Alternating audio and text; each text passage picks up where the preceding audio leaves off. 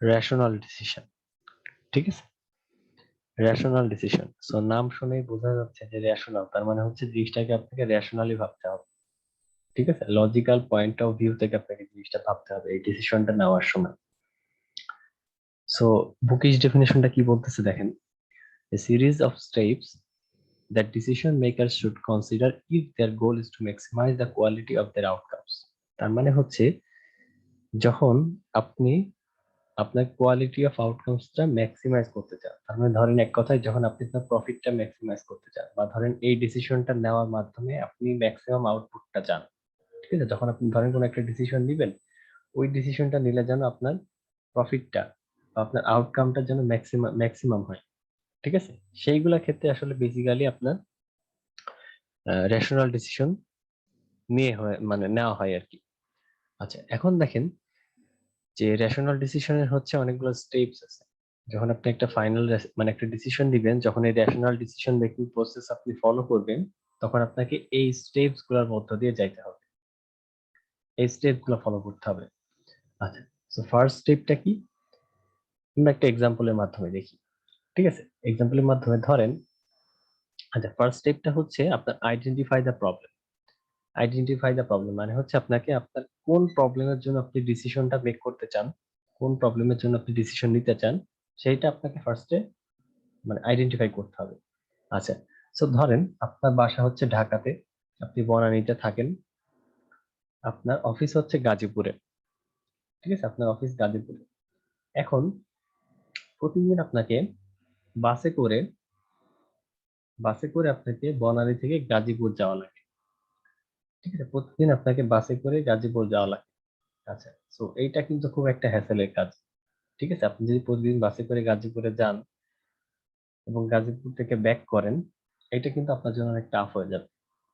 ঠিক আছে, আচ্ছা, সো ধরেন আপনি এখন একটা ডিসিশন নিতে চান। কি ডিসিশন নিতে চান, যে আপনি ডিসিশন নিতে চান যে আপনি একটা প্রাইভেট কার কিনবেন কি কিনবেন না। ঠিক আছে, আপনার যেহেতু বাসে যাওয়া অনেক টাফ হয়ে যাচ্ছে, বাসে যাওয়া আপনার জন্য অনেক কষ্টকর হয়ে যাচ্ছে, তো এখন আপনাকে একটা ডিসিশন নিতে হবে যে আপনি মানে বাসে করে মানে আপনি একটা প্রাইভেট কার কিনবেন কি কিনবেন না। ঠিক আছে, সো এই যে দেখেন আপনি হচ্ছে আপনার প্রবলেমটা ফাইন্ড আউট করে ফেললেন।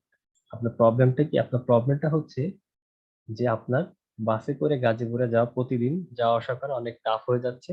সো এখন আপনি একটা প্রাইভেট কার কিনবেন কি কিনবেন না।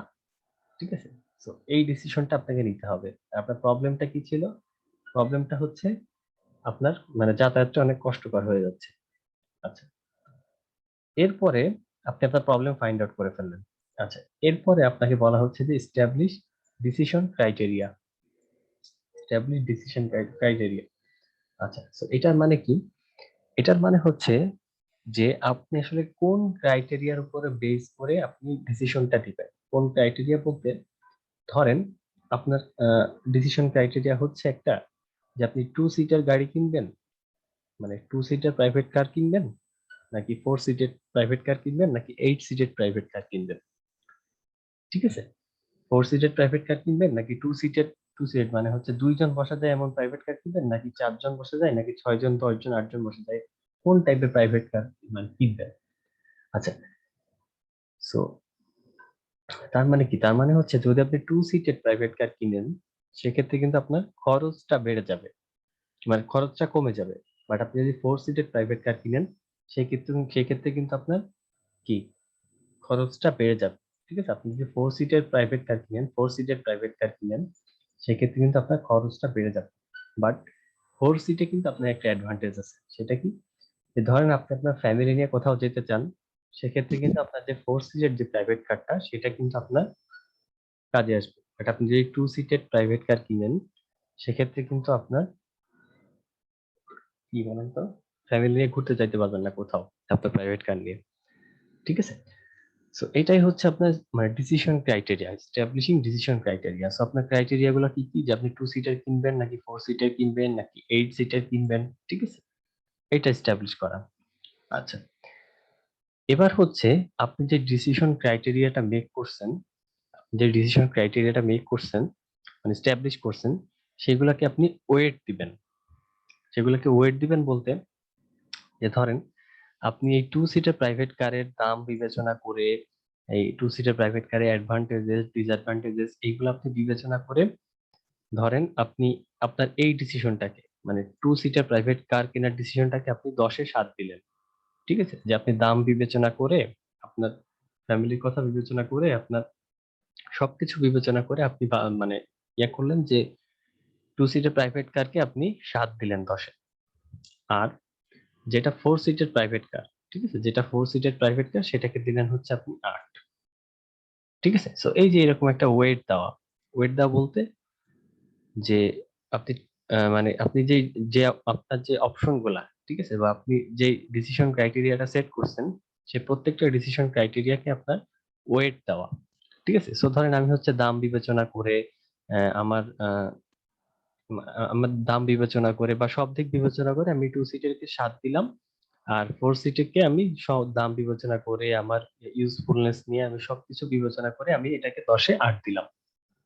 ঠিক আছে, তো এটাই হচ্ছে আপনার ওয়ে ডিসিশন ক্রাইটেরিয়া। ঠিক আছে, আপনি যে ডিসিশন ক্রাইটেরিয়া গুলো সেট করছিলেন সেইগুলাকে কি ওয়েট দেওয়া। আচ্ছা, এরপর আসে হচ্ছে জেনারেট অল্টারনেটিভ। জেনারেট অল্টারনেটিভ বলতে ধরেন, আচ্ছা ঠিক আছে, আমি মেনে নিলাম যে আপনার মানে গাজীপুরে বাসে যাতায়াত করা অনেক বেশি কষ্ট হয়ে যাচ্ছে। ঠিক আছে, আপনি গাজীপুরে বাসে যাতায়াত করা অনেক বেশি কষ্ট হয়ে যাচ্ছে। আচ্ছা, তো ঠিক আছে, আপনি বাস অ্যাভয়েড করেন। আপনি বাস অ্যাভয়েড করেন। আপনাকে যে প্রাইভেট কার কিনতেই হবে এমন তো কোনো কথা নাই। ঠিক আছে, আপনাকে যে প্রাইভেট কার মানে বাসের পরিবর্তে আপনাকে যে প্রাইভেট কারে মানে প্রাইভেট কার কিনে এবং সেটাতে চড়েই যে আপনাকে গাজীপুরে অফিসে যাইতে হবে এমন তো কোনো কথা নাই। আপনি উবার ইউজ করতে পারেন। ঠিক আছে, আপনি উবার ইউজ করতে পারেন প্রতিদিন। ঠিক আছে, এটা হচ্ছে আপনার একটা অল্টারনেটিভ। অল্টারনেটিভসটা কি দেখেন, যে আপনি চাচ্ছেন প্রাইভেট কার কিনতে, তো এই প্রাইভেট কার কেনা বাদেও তো আপনার যাতায়াতের সুবিধার জন্য অন্যান্য অনেক অপশন আছে। আপনি উবার ইউজ করতে পারেন, তাই না? তো এইটা হচ্ছে আপনার একটা অল্টারনেটিভ। তো তার মানে আপনি যেটার জন্য ডিসিশন নিতে চান সেটার একটা অল্টারনেটিভ আপনাকে খুঁজে বের করতে হবে। আচ্ছা, এবার হচ্ছে আপনার নেক্সট কাজ হচ্ছে আপনাকে evaluate the alternatives. Evaluate the alternatives বলতে যে আপনি যে অল্টারনেটিভ গুলো বের করছিলেন সেগুলা ইভালুয়েট করা। ইভালুয়েট করা বলতে যে ধরেন আপনি যদি প্রতিদিন উবারে যাতায়াত করেন বা প্রতিদিন উবারে যদি মানে যাওয়া আসা করেন, সেক্ষেত্রে কি আপনার খরচটা অনেক বেশি বেড়ে যাবে না? খরচটা কিন্তু অনেক বেশি বেড়ে যাবে। সো আপনাকে এরকম আপনার যে অল্টারনেটিভ গুলা সেগুলোকে ইভালুয়েট করতে হবে। যে ধরেন আপনি দেখলেন যে আপনার উবারে যদি আপনি যাতায়াত করেন প্রতিদিন, তাহলে আপনার প্রতিদিন খরচ হচ্ছে আপনার 600 টাকা। ঠিক আছে, সাপোজ 600 টাকা খরচ হচ্ছে। আচ্ছা, সো এখন আপনার মানে ভাবতে হবে যে এই প্রতিদিন আপনি 600 টাকা মানে খরচ করে যাতায়াত করবেন উবারে, নাকি আসলে আপনার একটা প্রাইভেট কার কেনাই বেটার। ঠিক আছে, সো এই যে ইভালুয়েট করলেন আপনি আপনার যে অল্টারনেটিভটা সেটা আপনি ইভালুয়েট করলেন, এটাই হচ্ছে ইভালুয়েট দা অল্টারনেটিভস। এবার হচ্ছে আপনি যে অল্টারনেটিভ গুলা বের করছিলেন, ঠিক আছে, সো আপনার অল্টারনেটিভ গুলা কি কি? আপনার অল্টারনেটিভ হচ্ছে হয় আপনি একটা প্রাইভেট কার কিনবেন, অথবা কি আপনি প্রাইভেট কার কিনবেন, অথবা কি আপনি উবারে যাতায়াত করবেন। ঠিক আছে, উবারে প্রতিদিন যাওয়া আসা করবেন। আচ্ছা, সো এই দুইটার মধ্যে কোনটা বেটার সেটা আপনাকে ফাইন্ড আউট করতে হবে। সেটা বেটার বলতে ধরেন আপনি প্রতিদিন 600 টাকা খরচ করে যাওয়া আসা করতেছেন গাজীপুরে। এখন ধরেন 1 বছর পরে মানে অনেক টাকা হয়ে যাবে না এই 600 টাকা? ঠিক আছে, এগুলো সবকিছু আপনি বিবেচনা করবেন। বিবেচনা করে দেখবেন যে আচ্ছা উবারে যাতায়াত করা বেটার আমার জন্য, মানে টাকা সেভ হচ্ছে, নাকি আমি যদি একটা প্রাইভেট কার কিনি সেক্ষেত্রে আমার টাকা সেভ হচ্ছে। ঠিক আছে, সো এই অপশনগুলোর মধ্যে আপনাকে একটা চুজ করতে হবে। ঠিক আছে, এই অপশনগুলোর মধ্যে একটা আপনাকে চুজ করতে হবে। ধরেন আপনি হচ্ছে ভাবলেন যে না, আমি উবারে যাতায়াত করব না, আমি হচ্ছে একটা প্রাইভেট কার কিনেই নিব। ঠিক আছে, তো তার মানে কি আপনি হচ্ছে আপনার যতগুলো অল্টারনেটিভ ছিল সেগুলোর মধ্যে বেস্টটা চুজ করলেন। ধরেন আপনি সবকিছু বিবেচনা করে টাকা পয়সা ইউজফুলনেস, ঠিক আছে, সবকিছু বিবেচনা করে আপনি চিন্তা করেন যে আচ্ছা আপনি প্রাইভেট কার কিনবেন। ঠিক আছে, সো তার মানে আপনি কোন অল্টারনেটিভটা চুজ করলেন? আপনার প্রাইভেট কার কেনাটা। এরপর হচ্ছে ইমপ্লিমেন্ট দা ডিসিশন। ঠিক আছে, এরপর ইমপ্লিমেন্ট দা ডিসিশন মানে হচ্ছে আপনি প্রাইভেট কারটা কিনে ফেলেন। ঠিক আছে, ইমপ্লিমেন্ট দা ডিসিশন মানে হচ্ছে ডিসিশনটা ইমপ্লিমেন্ট করে ফেলছেন, মানে হচ্ছে আপনি দোকানে যে প্রাইভেট কারটা মানে শোরুম থেকে প্রাইভেট কারটা কিনে নিয়ে চলে আসলেন। এবার হচ্ছে কি ইভালুয়েট দা ডিসিশন। ইভালুয়েট দা ডিসিশন, এবার তো আপনার কাছে প্রাইভেট কার আছে। ঠিক আছে, এবার তো আপনার কাছে প্রাইভেট কার আছে, এবার আপনি দেখবেন যে আপনার এই প্রাইভেট কার কেনাটা কি সার্থক ছিল কি ছিল না, প্রাইভেট কার কেনাটা কি আপনার একটা গুড ডিসিশন ছিল কি ছিল না। ঠিক আছে, তো এই স্টেপ গুলো বেসিক্যালি আপনার ফলো করা লাগে যখন আপনি একটা রেশনাল ডিসিশন, মানে রেশনাল ডিসিশন মেকিং প্রসেসটা আপনি যখন ফলো করেন। ঠিক আছে,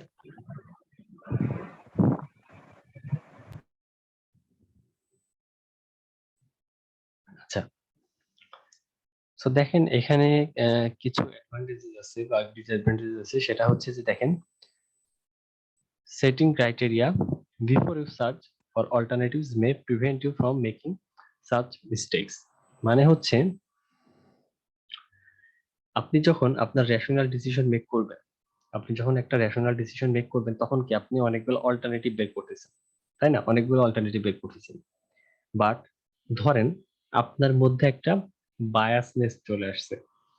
ঠিক আছে, আপনার মধ্যে একটা বায়াসনেস চলে আসছে। বায়াসনেস বলতে যে ধরেন আপনি যতই এরকম অল্টারনেটিভ, মানে যতই আপনি অল্টারনেটিভ বের করেন যে আপনি উবারে যাইতে পারেন বা অল্টারনেটিভ কোনো ওয়েতে যাইতে পারেন গাজীপুরে, ঠিক আছে, যতই আপনি অল্টারনেটিভ বের করেন না কেন, আপনার মাথার মধ্যে একবার ঢুকে গেছে যে আপনি একটা প্রাইভেট কার কিনবো। ঠিক আছে, আপনার মাথার মধ্যে একবার ঢুকে গেছে যে আপনি একটা প্রাইভেট কার কিনবো। এখন যতই আপনাকে অল্টারনেটিভ কোনো অপশন দেওয়া হোক বা আপনাকে যতই অল্টারনেটিভ ডিসিশন দেওয়া হোক, ওই যে আপনার মাথার মধ্যে একবার ঢুকছে যে আপনি একটা প্রাইভেট কার কিনবেন, ওইটা থেকে কিন্তু আপনি বের হইতে পারবেন না। ঠিক আছে, সো এইটা কিন্তু একটা প্রবলেম। ঠিক আছে, রেশনাল ডিসিশন মেকিং এ একটা প্রবলেম। আরেকটা জিনিস, রেশনাল ডিসিশন মেকিং একটা অ্যাডভান্টেজ হচ্ছে আপনার যে আপনার অল্টারনেটিভ গুলা খুব কম পরিমাণে থাকে, মানে খুব কম পরিমাণ অল্টারনেটিভ থাকে। কারণ কারণ কি কারণ কি দেখেন, যে আপনার এই যে মানে প্রাইভেট কার কিনবেন কি কিনবেন না, এই যে একটা ডিসিশন নেওয়া, এটার অল্টারনেটিভ গুলা কি কি কি কি হতে পারে বলেন তো। আমি একটা অল্টারনেটিভ বললাম হচ্ছে আপনার উবারে যাতায়াত করা, আর কি কি অল্টারনেটিভ হতে পারে, কেউ কি বলতে পারেন?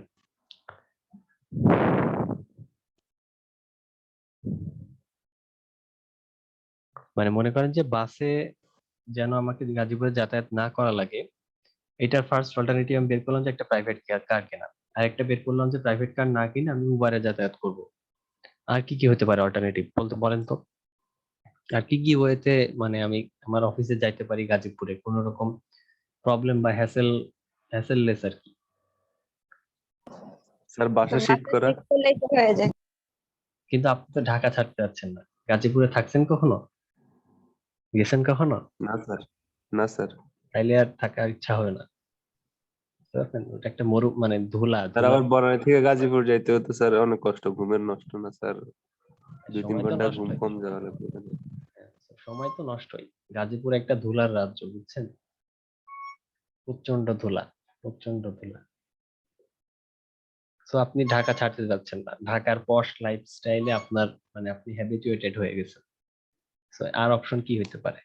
আরেকটা অপশন হতে পারে, ধরেন মানে কাউকে খুঁজে বের করলেন, কাউকে খুঁজে বের করলে বলতেন যে ধরেন এমন কাউকে খুঁজে বের করলেন যে যার পার্সোনাল কার প্রাইভেট কার আছে, উনি হচ্ছে তার প্রাইভেট কারে করে প্রতিদিন গাজীপুরে যায়, আপনাকে প্রতিদিন মানে নিবে এবং ড্রপ করে দিবে।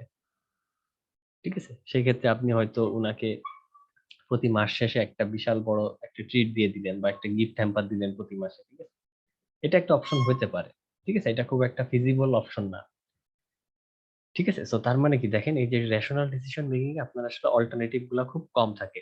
সো তার মানে আপনার ডিসিশন নেওয়াটা একটু ইজি হয়। কারণ কি, কারণ হচ্ছে আপনার যত বেশি অপশন থাকবে হাতে, তত আপনার মন এদিক ওদিক ছুটে যাবে। ঠিক আছে, যে একবার মনে হবে যে না এটা করি, একবার মনে হবে এটা করি, একবার মনে হবে ওইটা করি। ঠিক আছে, সো রেশনাল ডিসিশন মেকিং এটা একটা অ্যাডভান্টেজ যে আপনার অপশন গুলো কম থাকে, সো কম অপশনের মধ্যে আপনাকে একটা সিলেক্ট করতে হয়। আচ্ছা, এবার দেখেন, হ্যাঁ কিছু বলবেন? আচ্ছা, এখন রেশনাল ডিসিশন মেকিং এ একটা ডিসঅ্যাডভান্টেজ হচ্ছে অনেক সময় লাগে, যে এই ডিসিশনটা নিতে আসলে অনেক বেশি সময় লাগে।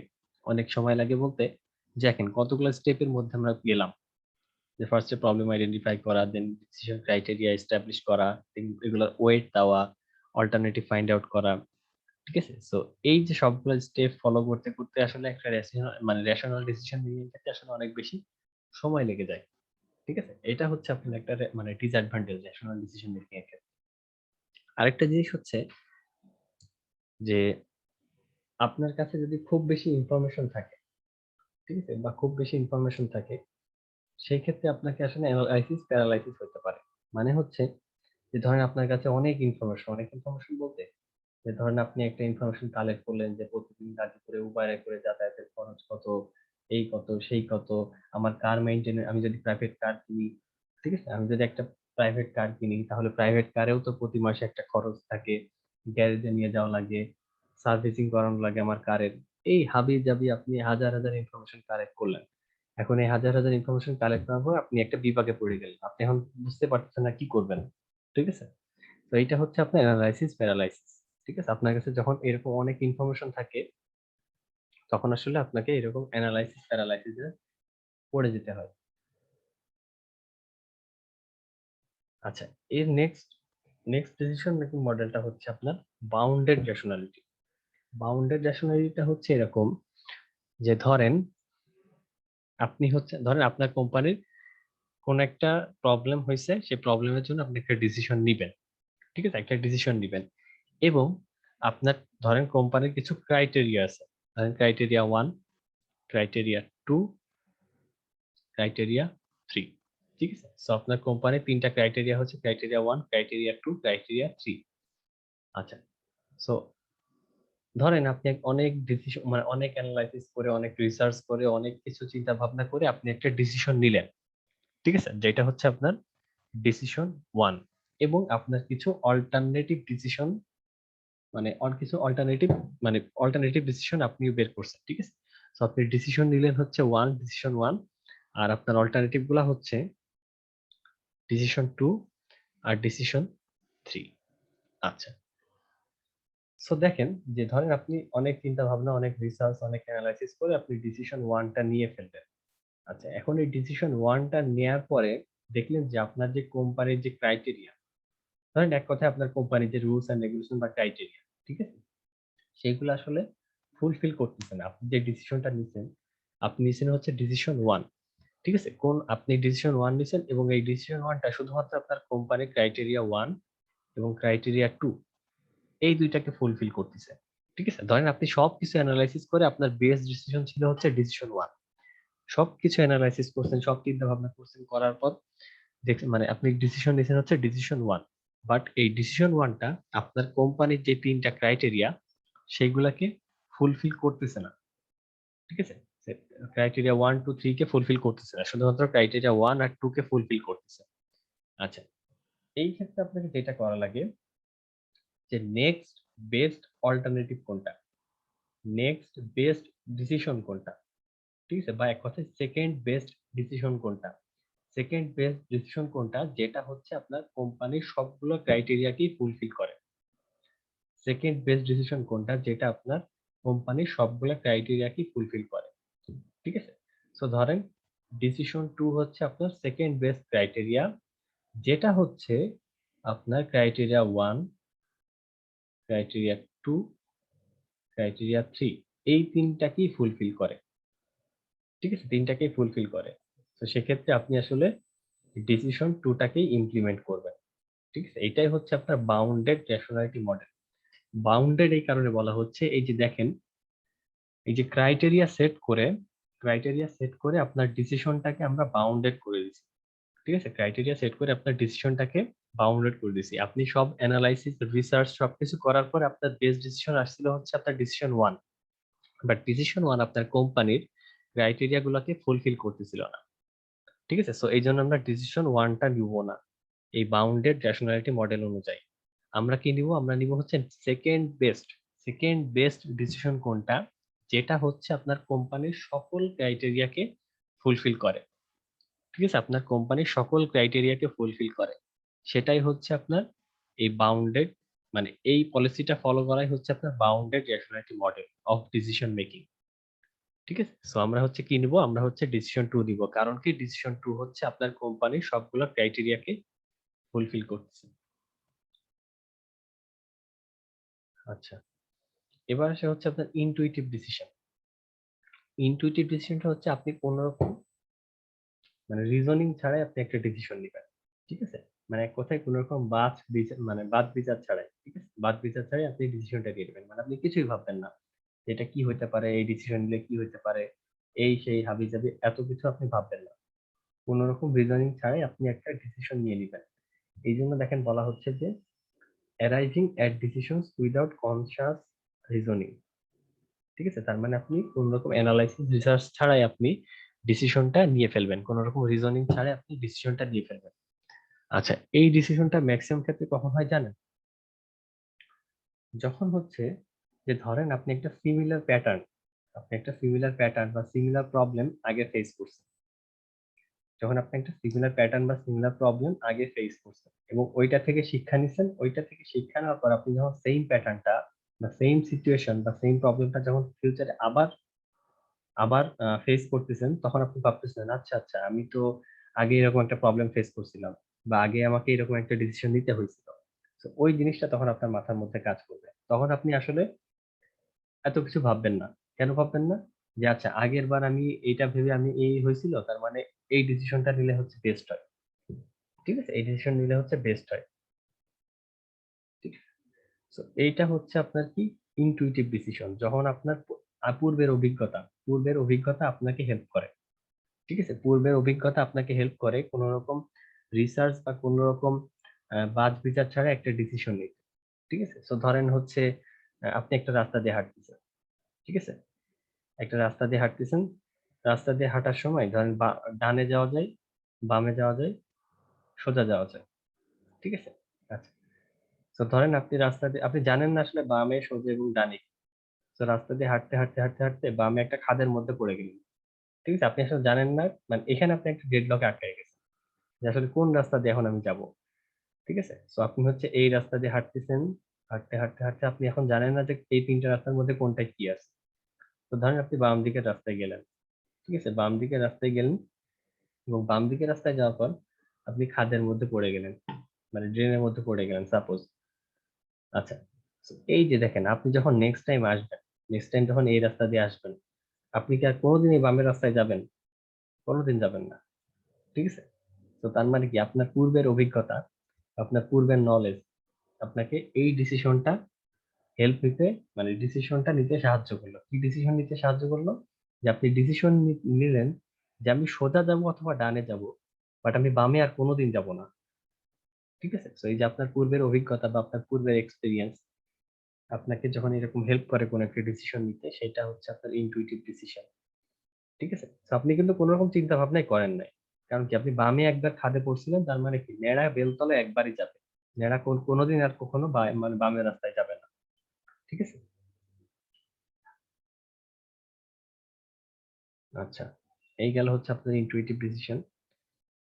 আচ্ছা, মিটিং এর সময় শেষ হয়ে গেছে। আপনারা একটু রিটার্ন দেন। ক্রিয়েটিভ ডিসিশনটা শেষ হবে না ৫ মিনিটের মধ্যে। আচ্ছা, কাইন্ডলি একটু তাহলে সেইম লিংকে রিজয়েন দেন। ঠিক আছে?